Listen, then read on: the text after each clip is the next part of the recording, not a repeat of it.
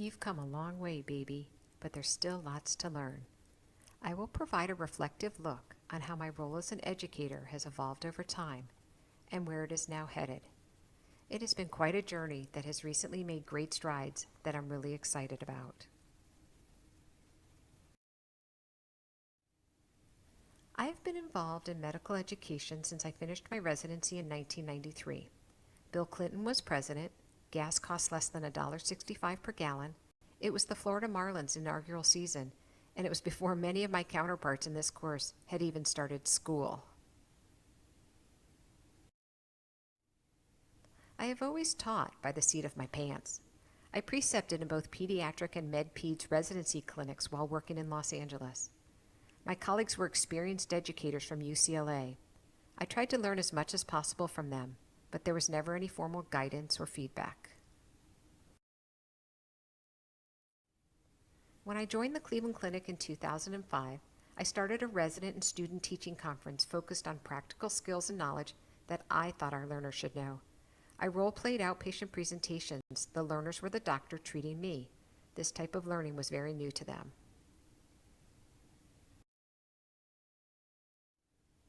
I didn't know the first thing about learning theories, teaching methods, or andragogy.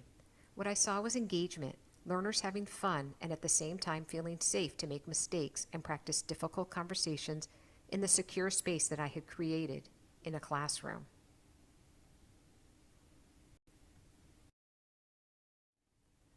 I also precepted in resident clinic weekly. Again, taking a teacher-centered approach, I guided patient-based discussions where I thought they should go. I didn't know to ask my learners what it was they wanted to focus on while seeing their patients.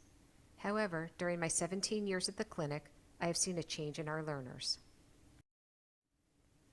Yet, until recently, I have been using the same ill-informed teaching techniques. Today, our learners have shorter attention spans and seek immediate gratification and interactive, engaging little bites of information. They don't want to sit through wordy PowerPoint presentations.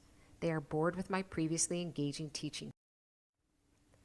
A few years ago, I took over as residency program director, responsible for fulfilling all of the ACGME requirements and managing the overall curriculum, faculty development, and assessments of our learners, educators, and all of the medicine subspecialty programs.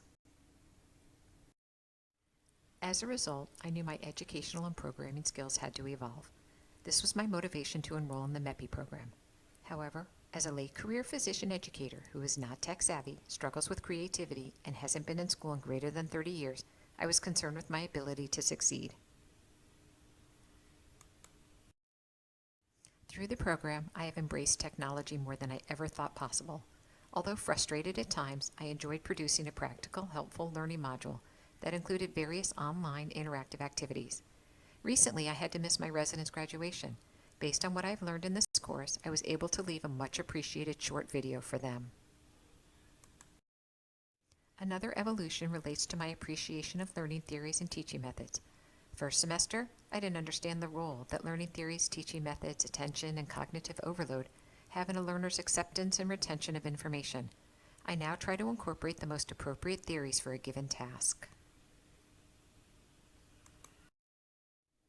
Finally, I previously had the attitude that if I wanted something done right, I had to do it myself. I now more greatly value the contributions of others and recognize how much more innovative and diverse my work product is when I incorporate others' ideas and efforts.